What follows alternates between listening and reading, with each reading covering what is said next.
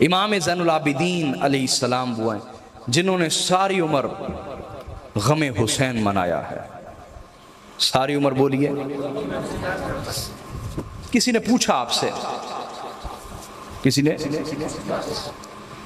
पूछा, याद रखो हम मातम में और आंसू में फर्क करते हैं, ठीक है। बेसब्री में आके मातम करना यह अहले बैत का तरीका नहीं है, यह अहले बैत का तरीका नहीं है। लेकिन उनकी मोहब्बत में और उनकी तकलीफ सुन के आंसू का निकल आना यह ईमान की अलामत है। किसकी अलामत है बोलिए? और इमाम ज़ैनुल आबिदीन का यही तरीका रहा कि आपने गिरिया किया है, आंसू बहाए। क्या बहाए हैं? लेकिन आजकल ऐसे भी यजीदी पीर और यजीदी उलमा है जो कहते कि नहीं, गमे हुसैन नहीं करना चाहिए, वो गम और सोग तो 3 दिन का होता है।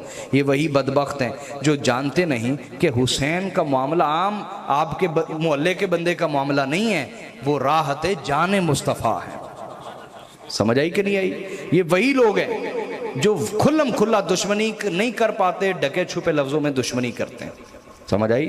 वरना इमाम ज़ैनुल आबिदीन ने तो सारी उम्र इमाम हुसैन के लिए आंसू बहाए, सारी उम्र गमे हुसैन में रहे आप। तो हम आंसू बहाने को इमाम हुसैन के लिए आंसू बहाने को सुन्नत समझते हैं, और ये सुन्नत है। क्या है? सुन्नत है कि उनकी मोहब्बत में इंसान के आंसू बह जाए। तो इमाम ज़ैनुल आबिदीन ने सारी उम्र आंसू बहाए। किसी ने पूछा कि हुजूर आप इतना क्यों रोते हैं, इतना? आपने फरमाया याकूब अलैहिस्सलाम का एक यूसुफ आंखों से ओझल हुआ था, 40 साल तक रोते रहे और रोते रोते आंखें सफेद पड़ गईं, आंखें। और 40 साल के बाद फिर यूसुफ दोबारा से मिल गए और उन्हें मिलने की उम्मीद भी थी। सूरह यूसुफ पढ़ लें, वो जगह जगह कहते हैं कि अनकरीब अल्लाह हमें मिला देगा, मिला देगा। एक वक्ती जुदाई थी, 40 साल तक जनाबे याकूब आंसू बहाते रहे, 40 साल तक, और कहा मेरे तो कितने यूसुफ चले गए और मुलाकात की भी कोई उम्मीद। तो मुझे बताओ, मैं गिरिया ना करूं तो और क्या करूं, आंसू ना बहाऊं तो और क्या करूं?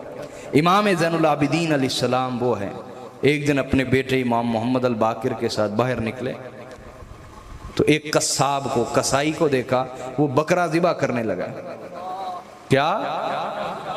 और उसको पानी पिला रहा है ज़िबा करने से पहले। ये मंजर देखकर इमाम गश खा के गिर पड़े। आपको उठा के घर लाया गया। जब होश आई तो साहिबजादे इमाम मोहम्मद अल बाकिर अलैहिस्सलाम ने पूछा, हुजूर क्या हुआ?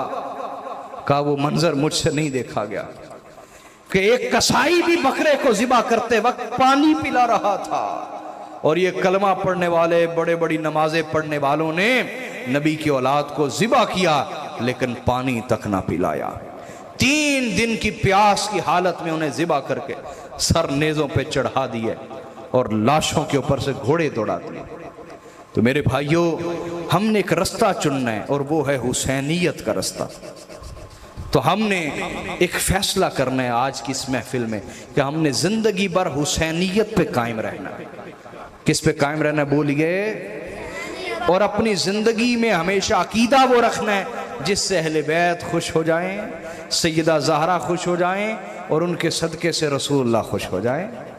और हमने अपना किरदार ऐसा रखना है सैयदा ज़हरा हमसे खुश हो जाए। क्यों भी रखेंगे? बोलिए ना, अल्लाह कबूल फरमाए।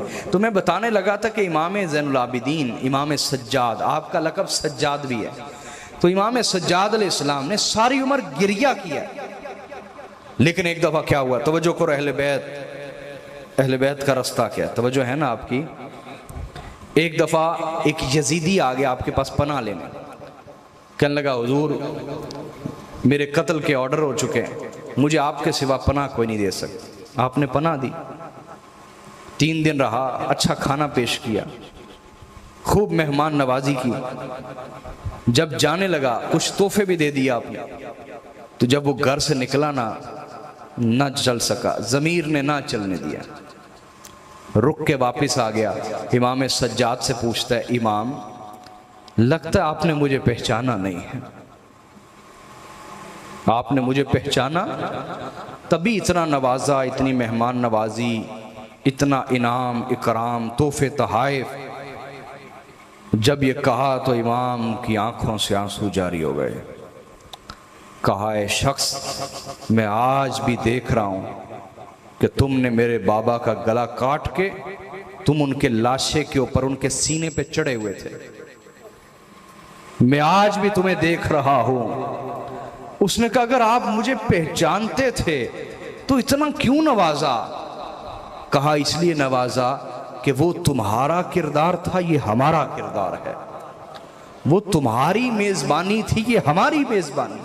वो तुम्हारे अखलाक थे, ये हमारे अखलाक हैं। तो हाजरीन, अहले बैत के अखलाक ये हैं कि हम हमेशा सब्र के साथ रहें। क्या बोलिए? और बुराई का जवाब अच्छाई से दें। बुराई का जवाब बोलिए देंगे ना। हमने ये सिलसिला शुरू किया है, हमारे इस सिलसिले के खिलाफ कई लोग बोलेंगे, लेकिन आपने कभी किसी को बुराई का जवाब बुराई से या अच्छाई से दें, यहाँ खामोश रहे। ये नबी के घराने का तरीका नहीं। कोई हमें गाली भी दे तो हमने जवाब में गाली नहीं देनी। हमारे अखलाक बुलंद होने चाहिए, हमारे अखलाक बोलिए, लेकिन बुराई को बुराई ज़रूर समझें और बुराई को बुराई ज़रूर कहें। इतना ज़रूर अपने अंदर ईमान की ताकत रखें, लेकिन अखलाक से न गिरें। कभी भी अखलाक से मत गिरें। ये बात समझ आ रही है? यहाँ बहुत सारे बच्चे मेरे शागिर्द बैठे हैं, मुरीद बैठे हैं, मोहब्बत करने वाले बैठे हैं, सबको समझा रहा हूँ। ये सिलसिला हमने शुरू किया है, इंशाल्लाह जब तक ज़िंदगी है कायम दायम रखेंगे इसको। हर महीने हुआ करेगा ये दरसे कुरान इंशाल्लाह, ठीक है? तो आपने हमेशा अच्छाई का जवाब भी अच्छाई से देना है और बुराई का जवाब भी अच्छाई से देना। देंगे? बोलो ना।